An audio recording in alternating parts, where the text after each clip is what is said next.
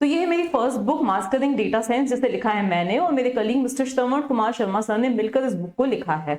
अब अगर आप बिल्कुल बिगनर हैं, आपको डेटा साइंस का कुछ भी नहीं आता है, आपको ये भी नहीं पता है कि डेटा साइंस सीखने के लिए हमें क्या क्या सीखना पड़ेगा, क्या क्या पढ़ना पड़ेगा, तो इस बुक में वो सारी चीजें कवर्ड है। शुरुआत होती है इस बुक के फर्स्ट चैप्टर होता है हमारा इंट्रोडक्शन टू डेटा साइंस।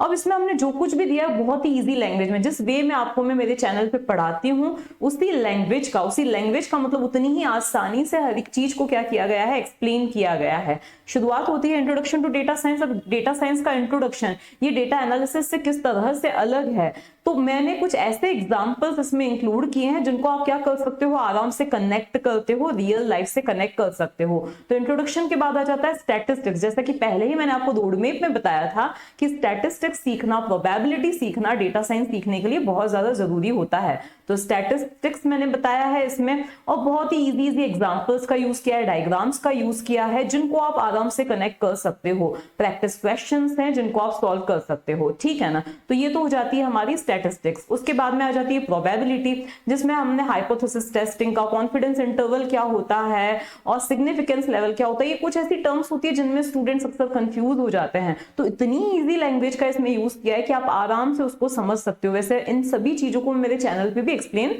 कर चुकी हूं, ठीक है। इसके बाद प्रोबेबिलिटी देखो, प्रोबेबिलिटी भी देखो जीरो से हीरो तक है। हीरो तक का मतलब ये कि जितनी डेटा साइंस के लिए जरूरी है।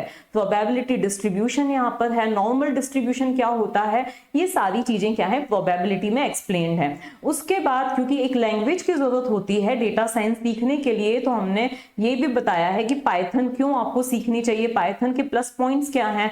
फिर पाइथन का यहाँ से शुरू हो जाता है बेसिक्स, मतलब हमने बेसिक्स से लेकर exception handling, loops, functions, classes, object oriented programming जिसमें इनहेरिटेंस वगैरह सब कुछ कवर किया गया है। और ऐसा नहीं है कि सिर्फ बस छोटा छोटा सा सिर्फ एक्सप्लेन कर दिया what is inheritance and all, सभी का आपको एक एक प्रोग्राम मिल ही जाएगा। लूप्स के तो आपको ज्यादा प्रोग्राम्स मिलेंगे, तो आपको सभी का प्रोग्राम्स भी मिल ही जाएंगे। तो पाइथन खत्म होते से, मतलब पाइथन के बेसिक्स, ऑब्जेक्ट ओरिएंटेड प्रोग्रामिंग खत्म होते से शुरू हो जाता है नमपाई।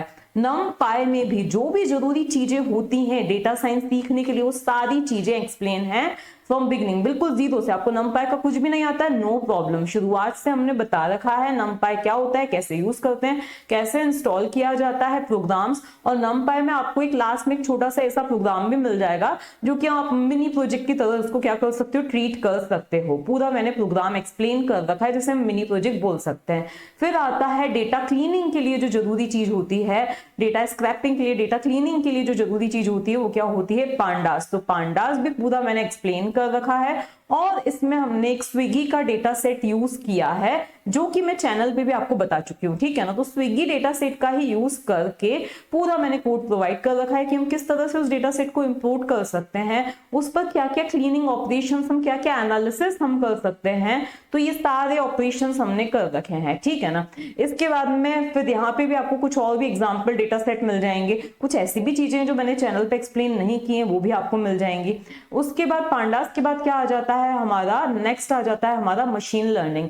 मशीन लर्निंग का एक इंट्रोडक्शन प्रोवाइडेड है कि आपको फील आ सके मशीन लर्निंग होती क्या है, सुपरवाइज अनसुपरवाइज लर्निंग के बीच में डिफरेंस क्या होता है वो बता रखा है। और एक प्रिडिक्शन प्रोग्राम जिसमें हमने किसका यूज किया है, सुपरवाइज लर्निंग का यूज किया है, और एक प्रिडिक्शन प्रोग्राम भी बना रखा है। उसके बाद आ जाता है हमारा डेटा विजुअलाइजेशन। अब जो भी चीजें जो आप एनालिसिस कर रहे हो, जो आप प्रेडिक्शन कर रहे हो, उसके लिए आपको विजुअलाइजेशन की भी जरूरत होती है। तो डेटा विजुअलाइजेशन पर भी चैप्टर है बहुत ही इजी लैंग्वेज में, with the help of examples वो चीजें क्या कर रखी हैं, एक्सप्लेन कर रखी हैं, ठीक है। तो आपको जो भी चीजें मिलेंगी आपको कोई कंफ्यूजन नहीं होगा, बहुत ही इजी लैंग्वेज और इजी एग्जांपल्स का इसमें क्या किया गया है, यूज किया गया है। अब अगर आपको ये बुक पसंद आती है तो आप एक हेल्प कर सकते हो कि जिस भी कॉलेज में आप पढ़ रहे हो, आप क्या कर सकते हो, वहां पे रिकमेंड कर सकते हो टीचर्स को ये बुक, ताकि वो हमसे ये बुक क्या करवाएं, ऑर्डर करवाएं इन बल्क।